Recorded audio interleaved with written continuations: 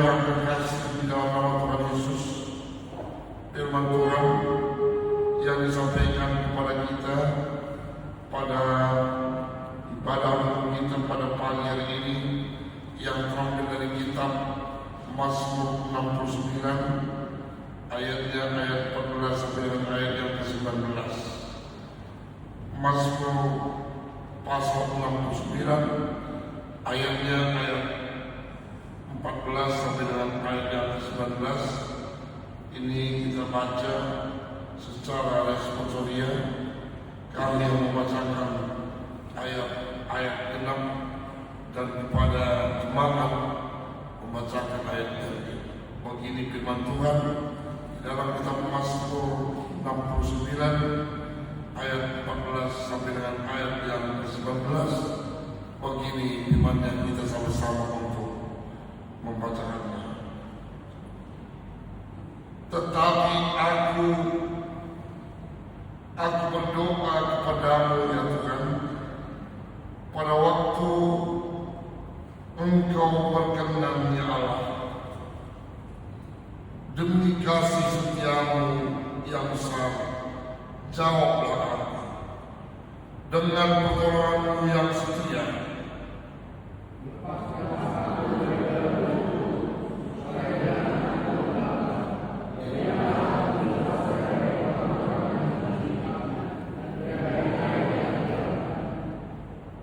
janganlah gelombang air menghanyutkan aku, atau tubir menelan aku, atau sumur menutup mulutnya di atasku.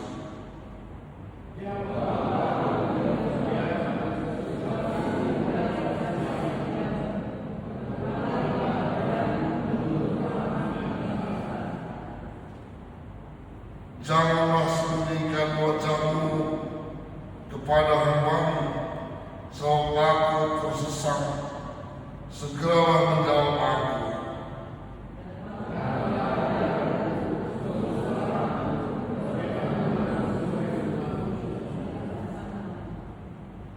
Sampai di sini firman Tuhan. Selamat hari Minggu. Selamat hari Minggu. Apakah kita berbahagia pada minggu ini, pada hari ini, ataukah kita merasa begitu berbeda? Coba jawab. Apakah kita berbahagia, bersukacita, atau sekedar tradisi saja datang ke gereja ini? Karena banyak kita lihat bahwa ibadah itu hanya kita buat sebagai tradisi di dalam hidup kita. Dengan demikian, kita tidak menunjukkan bagaimana sebenarnya ibadah yang sejati, yang berkenan kepada Allah. Pada minggu ini sebenarnya sangat-sangat menarik bagi kita. Mengapa demikian? Mari kita renungi. Apakah sebenarnya fungsi ibadah yang kita miliki di dalam hidup ini? Kalau kita lihat di dalam kitab Yakobus pasal 17 ayat 2, jelas dikatakan bahwa iman tanpa perbuatan pada hakikatnya adalah mati. Iman tanpa perbuatan pada hakikatnya adalah mati. Apakah iman itu sudah mendorong kita menunjukkan bagaimana sebenarnya Yesus Sang Juru Selamat tetap menjadi penolong dan penopang dalam hidup kita? Ini adalah sebuah kesaksian di dalam kehidupan orang-orang yang percaya pada Yesus. Kami ingin mengangkat seorang tokoh yang begitu sangat-sangat dipuja pada masanya, dan sampai saat ini dia tetap menjadi berkat bagi banyak orang. Siapakah dia? Dia seorang perempuan Dia bernama Pani J. Crosby. Dia berbangsa Inggris. Kami melihat sejarah kehidupan Pani. Begitu banyak tantangan-tantangan yang dia alami. Tantangan apa itu? Pani terlahir dari sebuah keluarga yang begitu sangat-sangat sederhana. Bapaknya seorang pesuruh di sebuah sekolah dasar milik pemerintah. Itulah bapaknya, seorang ayah. Ibunya membuka kantin kecil-kecilan di sekolah tempat suaminya bekerja. Bayangkan berapakah pemasukan kantin kecil-kecilan di sekolah SD, sekolah dasar? Bayangkan, dapat kita bayangkan. Terlahir Pani J. Crosby dari keluarga itu. Seorang perempuan, anak yang pertama. Pada waktu umur Pani 7 minggu, Pani terkena serangan demam tinggi. Bayangkan coba. Dia terkena serangan demam tinggi. Dibawa ke rumah sakit oleh bapak dan ibunya. Akibat terlalu tinggi demam yang dimiliki, yang menyerang Pani waktu itu, mengakibatkan terjadinya rusak saraf matanya. Bayangkan coba. Dengan demikian, Pani mengalami kebutaan. Umur 7 minggu, masih bayi. Tapi bapak dan ibunya, walaupun keadaan Pani anaknya demikian, bapak dan ibu Pani tetap bersyukur pada Tuhan. Coba kita jujur pada Tuhan. Pernahkah kita bersyukur pada Tuhan pada waktu kita mengalami penderitaan? Mari kita lihat. Sebenarnya inilah hal yang paling berkenan di dalam iman kita. Kalau kami tanya pada sendiri, mana kita lebih banyak kecewa dalam hidup atau bersyukur dalam hidup? Jujur kita kepada Tuhan. Mana kita lebih sering kecewa dalam hidup ataukah kita bersyukur dalam hidup? Orang tua Pani J. Crosby begitu sangat penderitaan yang dia alami. Kalau kita lihat secara manusia, tapi dia bersyukur pada Tuhan. Mengapa dia bersyukur pada Tuhan? Karena dia rasakan susah senang Tuhan yang berikan. Amin. Tuhan yang berikan. Tidak ada kekuatan yang dia miliki apapun itu tanpa Tuhan. Saya tidak akan mampu berbuat apa-apa.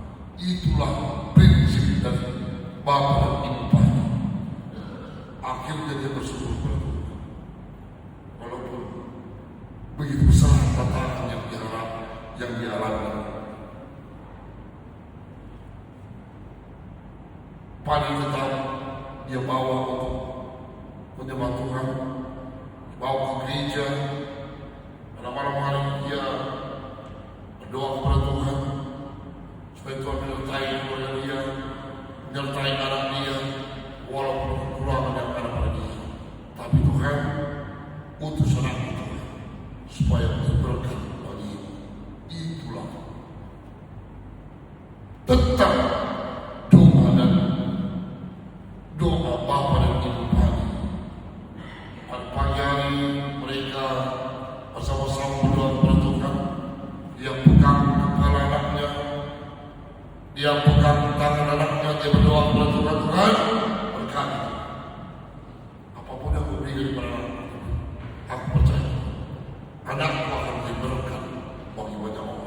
itulah tak yang menjadi pengharapan orang tua Paniti Krosby. Setelah umur Paniti Krosby meninggallah ayahnya, bapaknya. Bayangkan, tadi saja bapaknya lah yang menjadi penolong hidupnya, karena dia memang seorang PNS, menjadi pesuruh di sekolah dasar. Bayangkan, meninggal bapaknya, hiduplah Pani dengan kekurangannya, umurnya masih 8 tahun, hiduplah bersama ibunya yang sudah seorang janda. Bayangkan, dapat kita bayangkan begitu besar penderitaan, tantangan yang dialami oleh Paniti Krosby. Tapi ibunya tidak bersyukur kepada Tuhan. Pasti Tuhan tidak pernah meninggalkan anaknya yang tetap setia kepada. Itu adalah yang menjadi pengharapan ibu-ibu daripada Paniti Krosby. Coba kita bayangkan, saya tidak dapat membayangkan. Saya baca sejarahnya, oh Tuhan, sempat keluar, saya lontarkan dari mulut saya, Tuhan, saya tidak ada bapaknya Tuhan. Padahal saya sudah 32 tahun melayani kepada gereja di PKP. Dan 5 tahun lagi saya sudah kecil. Bayangkan coba. Banyak sudah yang dilayani, banyak yang kita bebaskan dari belenggu penderitaan. Tapi saya lihat sejarah Paniti Krosby, saya rasakan saya belum ada apa-apanya Tuhan. Saya belum ada apa-apanya Tuhan. Bayangkan bagaimanakah besarnya penderitaan seorang anak masih berumur 8 tahun kehilangan seorang bapak yang menjadi penopang dalam hidup mereka. Hiduplah Pani dengan seorang ibunya. Dan mungkin karena bapaknya sudah meninggal, tadinya juga dia bapaknya, ibunya bisa berjualan, membuka kantin di sekolah dasar, karena bapaknya seorang pegawai di sekolah itu. Mari kita bayangkan setelah bapaknya tidak lagi, apakah masih diizinkan ibunya untuk berjualan di sekolah dasar tersebut? Tidak lagi diizinkan. Dengan demikian,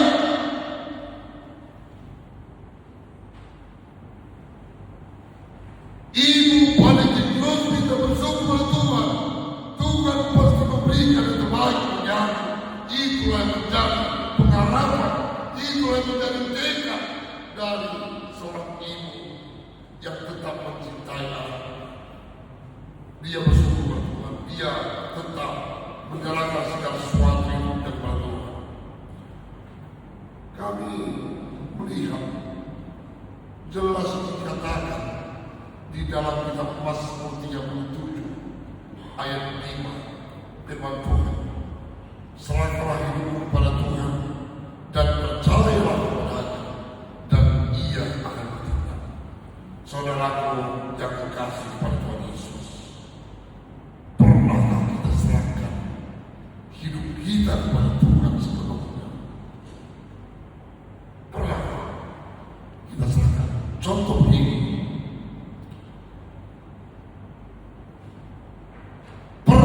kita menyatakan kuasa Yesus dengan nyata di tengah ini.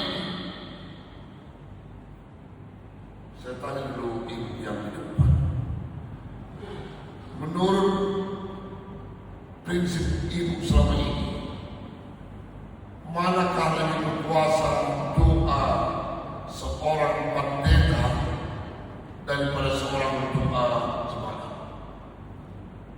ini bagaimana kira-kira yang menjadi prinsip dalam hidup? Mana lebih kuasa? Doa jemaat atau doa pendeta? Gantung imannya, Pak, iman. Sama-sama berpuasa ya. Begini, sama-sama berpuasa. Mari kita lihat buktinya. Saya bukti dalam Alkitab. Tahu sih kita baca sekarang, tapi ini nanti menjadi hubungan kita ya, hubungan malam nanti. Nah, saya kasih ayat nanti malam sebelum tidur kita baca, sebelum berdoa baru kita tidur. Pasti kita tidur akan tenang. Mazmur 16 ayat 15 sampai dengan ayat yang 16. Mungkin ini akan relevan, tapi mungkin selama ini kita tidak sampai di sana yang kita temui. Mazmur 16 ayat 15 sampai dengan ayat 15. Tahu kita baca tadi. Saya kasih garis-garis besar-besar. Jelas dikatakan Yesus kepada murid-murid, kepada orang-orang percaya, aku akan memberikan tanda. Amin. Kepada orang-orang percaya, aku akan memberikan tanda. Itu kata Yesus kepada murid-muridnya. Berarti kepada orang-orang percaya, Yesus akan memberikan tanda.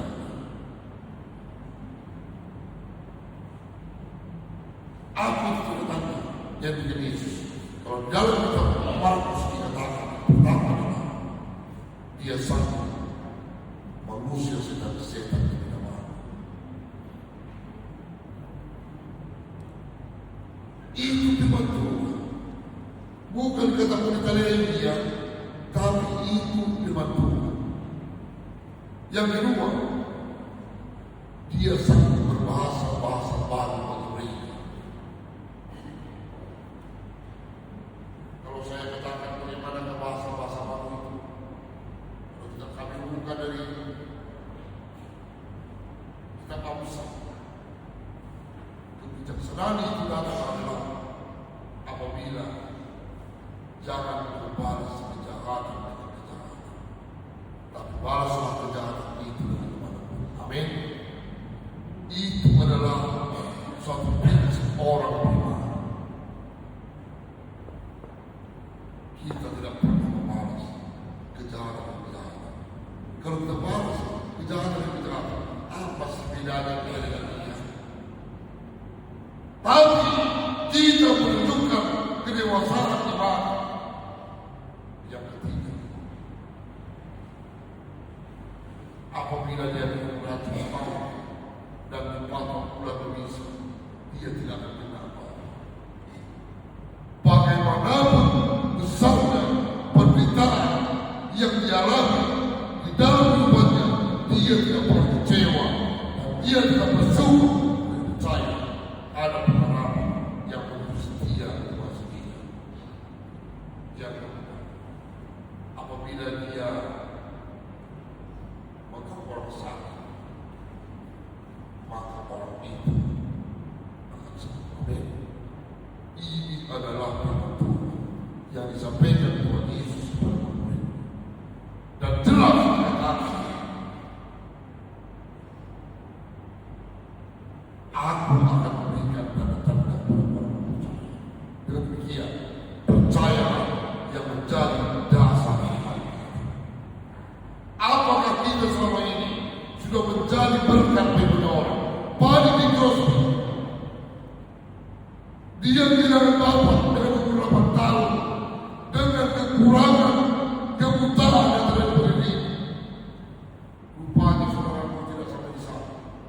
Pada waktu umur Fani 13 tahun, meninggallah ibunya. Bayangkan, dia seorang anak tunggal, tidak mempunyai saudara, dengan kekurangan terjadi kebutaan pada dia. Bagaimana kita berpikir, oh, manalah nanti anak ini? Siapa nanti yang bisa mengurus dia buta, tidak apa-apa dan sebagainya. Tuhan tidak pernah begitu, saudara. Tuhan memberi malaikatnya untuk mengasihi. Bayangkan, tidak pernah sampai di sana yang dipikirkan, tapi Tuhan telah memikirkannya menolong. Tuhan mengirimkan malaikatnya kepada anak. Ada sebuah keluarga yang cukup luar biasa, cukup terhormat, keluarga yang mempunyai perekonomian yang begitu matang, namun mereka tidak punya anak. Dan Tuhan mengirim dia untuk menjadi memungut padi tikus menjadi anak. Bayangkan,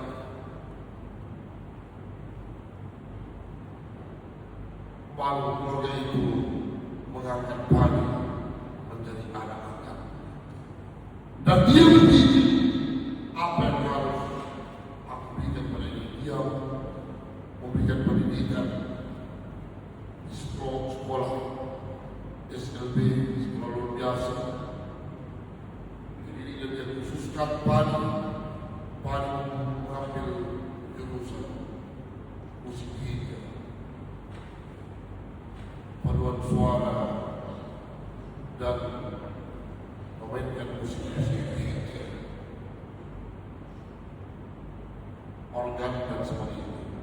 Itu yang dia kenal. Pada waktu umur padi 15 tahun, dia sudah sanggup untuk menciptakan sebuah lagu. Dan lagu, salah satu lagu yang diciptakan pada terusnya adalah di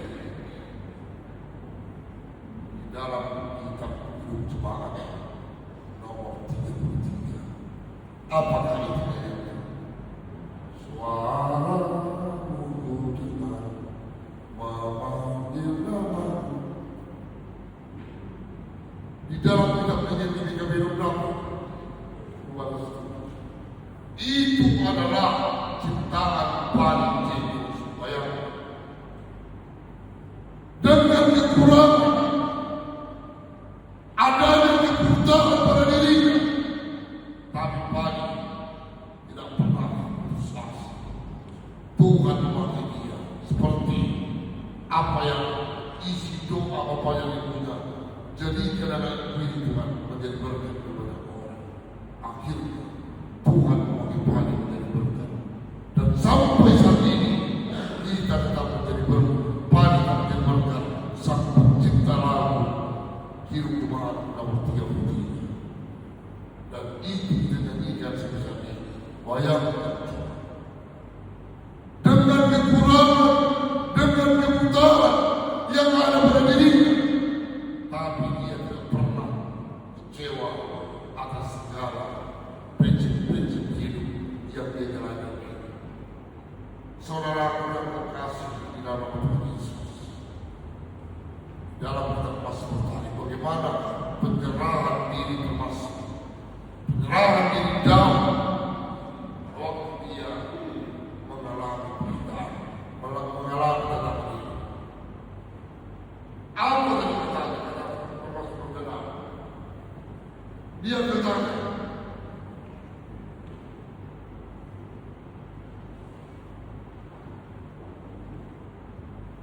dalam Mazmur 69 dia katakan, tetapi aku berdoa kepadamu ya Tuhan, pada waktu Engkau berkenan ya Allah, demi kasih setiamu yang besar, jawablah aku. Inilah permohonan permasalahan Daud. Apa kata? Lepaskanlah aku dari dalam lumpur, supaya jangan aku tenggelam. Biarlah aku dilepaskan dari orang-orang yang membenci aku dan air yang dalam. Ini adalah sebuah permohonan permasalahan. Daud pada waktu itu begitu merasakan tidak ada lebih besar penyerahan diri hanya kepada Tuhan. Saudara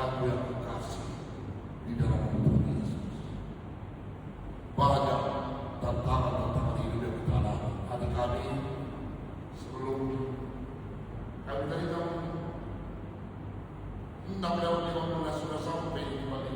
Karena tadi terlambat. Memang biasa kami itu prinsip kami itu yang terjadi sampai ini.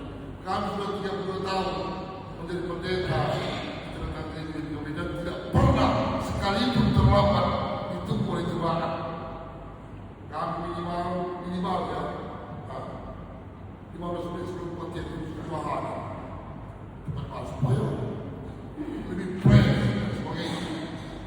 Tadi kami jam 6:15 kami sudah sampai di tempat ini dan lebih kurang jam 6:30 lewat sedikit datang seorang ibu yang buat susu dan kami kenalan selamat pada minggu dan dia berkata, Pak Pendeta, nanti tolong doakan suami saya.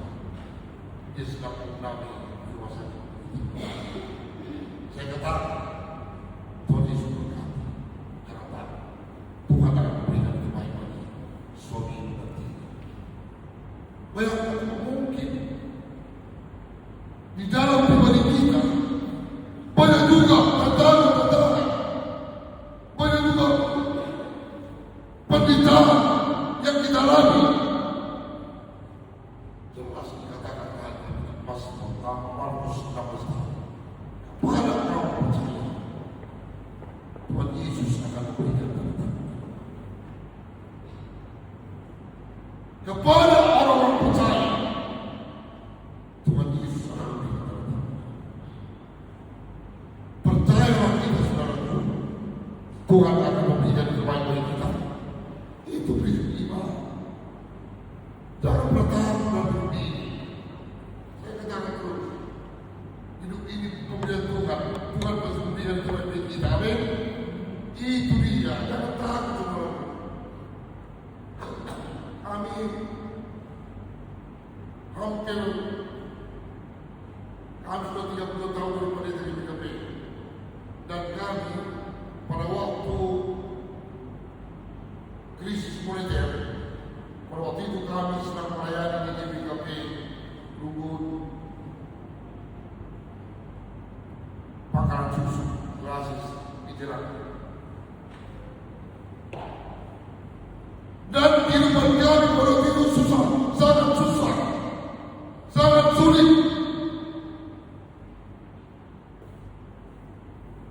Dan kami pernah tidak ada beras untuk dimasak satu hari. Begitu pengalaman kami dulu. Pendeta di GBI dulu susah, sulit. Bukan seperti sekarang. Sekarang pendeta di GBI sudah yes, amin. Pada waktu kami dulu tahun 97 sangat sulit. Kami pernah tidak ada beras untuk dimasak. Saya berdoa kepada Tuhan, berkati apapun itu. Mungkin kalau begitu Tuhan saya tidak sanggup Tuhan.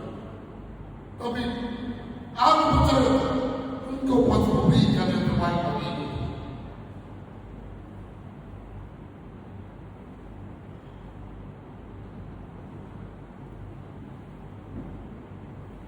Saya tidak sanggup Tuhan dalam keadaan perlu lapar. Saya memintakan kebenaran firman-Mu Tuhan. Dengan demikian Tuhan, berikan yang terbaik bagi apa yang tidak berikan. Begitu saya katakan amin, 15 menit kemudian datang seorang bapak membeli KP. Dia memikul beras yang berisi 30 kilogram. Pak Pendeta, ada apa? Kira dia letakkan beras itu di teras, dia letakkan. Rupanya dia cuma kita di Pulau Kampai. Semalam mereka kita panen, langsung saya jemput mereka dan saya kiram pagi, saya kirim tadi. Dan inilah beras yang pertama mereka yang saya bawa ke sini. Nanti inilah di masa yang paling terakhir. Terima kasih Pak. Tulis berkata, ya berikan. Saya berangkat. Langsung dia berangkat. Tidak ada saya harus. Terima kasih. Oh, terima kasih. Kalau masalah saya dan sebagainya itu masalah kedua itu penting ada orang terima kasih. Setelah beliau pergi lebih kurang terhadap kemudian datang seorang ibu lansia zaitun seorang janda. Kan biasa orang kalau menjunjung raganya,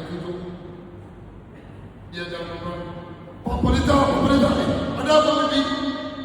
Masuk, mari rumah. Ia boleh. Setelah duduk di rumah dia katakan, apa ditanya? Kamu kan tahu saya tinggal sendiri lagi.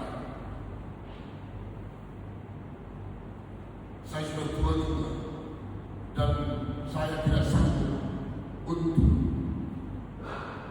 membawa kekilan kepada saya dengan begitu mereka. Semua anak saya tarik dan sebagian saya jual ke pemerintah. Dan inilah saya bawa tadi sama kamu. Terasi program belajar program cukai dan itu. Baru inilah pemerintah. Tadi saya bisa sekali tadi di pelabuhan. Dan inilah membeli kepada sendiri dan sejarah pro. Ya luar biasa, terima kasih. Terima kasih. Begitulah sebenarnya kasih Tuhan itu pada anaknya yang tetap menyerahkan dirinya kepada Tuhan. Tidak pernah Tuhan membiarkan anaknya mendapat celaka yang besar. Tapi Tuhan akan mengangkat dia dari lumpur ke bawah, dari air yang dalam.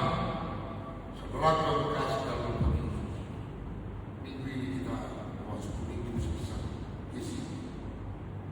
Bagaimana kita melihat Yesus yang disembah penuh dengan penderitaan, penuh dengan penderitaan. Dengan demikian kita membuka pasti akan mendapat penderitaan apabila kita Yesus berjalan tahu penderitaan itu menghadiahkan Yesus dan Dia memberikan sukacita dan damai sejahtera bagi kita. Kita adalah tetap menjalankan kebenaran Tuhan dengan kita.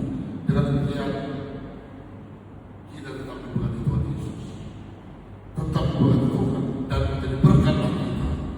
Bagaimana orang seperti banyak Yesus, walaupun banyak dia menderita secara manusia, tapi dia sanggup menjadi berkat bagi banyak orang. Jangan kita sehat. Anak senior kita masih muda, generasi penerus kita gereja, amin. Dan orang-orang yang tetap setia berdoa, menjalankan kebenaran Tuhan, pasti Tuhan akan mengangkat dia dan menjadikan dia menjadi orang yang terhormat di tengah-tengah ini. Amin.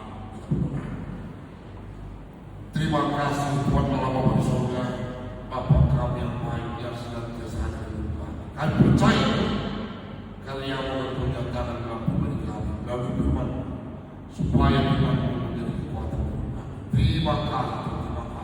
Di dalam nama Tuhan Yesus kami berdoa.